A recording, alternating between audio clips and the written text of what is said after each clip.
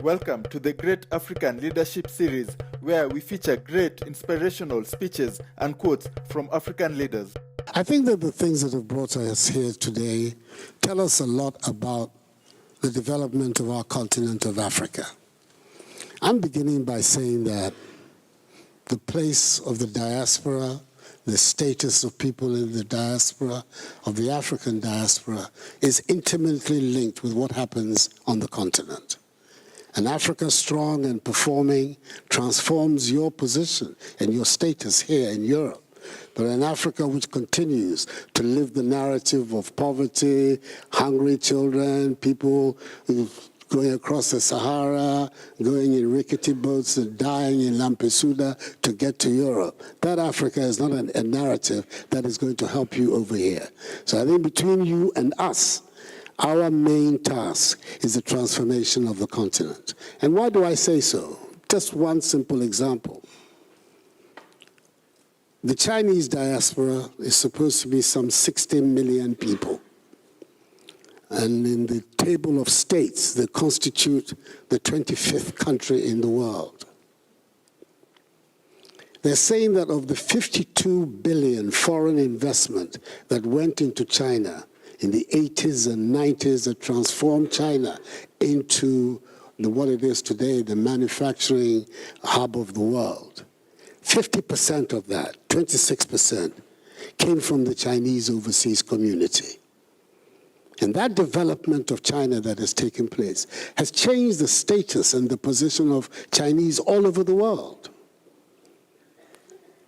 So I want you to take those statistics very seriously, because that is the transformative connection that we want to make with the African diaspora. How to implicate it in the development of the continent. Once we change the narrative about Africa, and we can only do it ourselves, we have to get away from the idea that there's some Father Christmas somewhere who's going to come and develop our continent for us. There is no such Father Christmas. There's just us who are going to be able to develop our continent.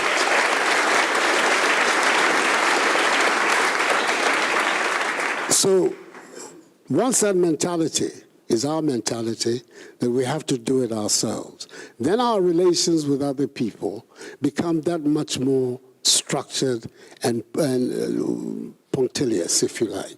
Our relations with France, our relations with Europe. Our relations with Europe is a natural one. You look at the geography of the world, Africa and Europe are natural partners. There's just this small strip of water, the Mediterranean, that separates the two of us. So when you look at that, and you look also at the history that has gone on between Africa and Europe, that is a natural relationship and a natural alliance, but a relationship that has to be different from the relationship that we've had up to now. Why do I say so? That relationship has enriched Europe, but has not enriched Africa.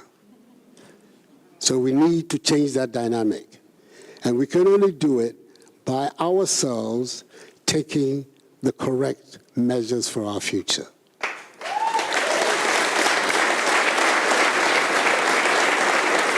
So that's where my focus is. And that's why I'm very excited about the possibility of having this encounter, that we can all begin to speak the same language, the language of cooperation, the language of collaboration, but to a different end. It cannot be right that the continent that has allegedly the wealthiest resources of all the continents of the world is also the home of the poorest people on the globe. That disconnect is not a good disconnect, and we need to work to change that disconnect. So when we're then talking about the need for self-reliance, it is because particularly important is to recognize that we have the resources. We have the youngest population in the world. 25% of our population is under the age of, 19? It's a huge amount of resource, of potential strength. And once we do the educating, we find the means to do the educating of this population and giving it skills, then we are putting Africa on a path of very, very strong economic growth.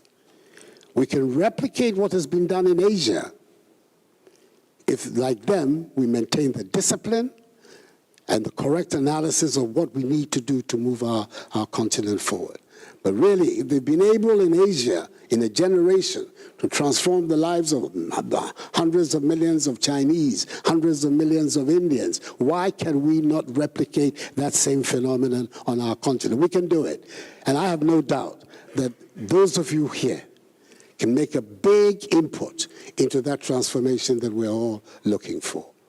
And when we're saying this, and it's very important that we recognize that we're not saying we're turning our back on the world. No, we can't do that. We live on the same planet. We need the association and the partnership with countries like France, with the technologies that they have developed here, their savoir-faire in many, many areas. All those things are matters that we can profitably associate and benefit from.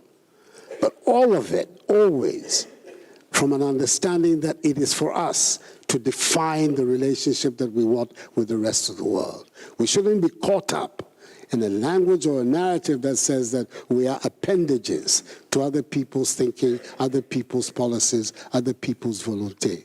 That will not help us. So, Mr. President, we're saying the time has come for us to take our destiny in our own hands. It's now 6 decades since the independence movement swept Africa. And those who led it, did so on the understanding that independence would bring not just freedom as sovereign states, but would also provide us the base for the social and economic transformation of our countries. That still hasn't happened. But the pointers are all very, very positive towards the future. And there are several countries on the continent. I would get into a lot of trouble if I started identifying them here, as I should mention, and I won't mention anyone. But there are several on the continent that visibly you can see are on the right way forward for what we need to do. But in concluding, there's just one thing that I want to say to my brothers and my sisters of the African diaspora in this room.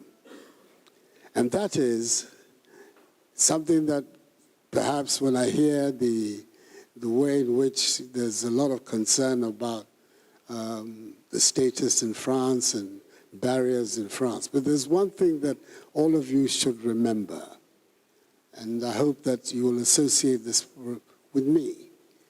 The destiny of all black people in the world, wherever they are, is bound up with Africa. Let me repeat that. The destiny of all black people in the world is bound up with Africa. And a performing Africa elevates the status of all black people around the world. And non-performing Africa continues the situation where black people around the world are looked at. So thank you for this opportunity to come and speak to you. And share this video with friends and family to support the channel.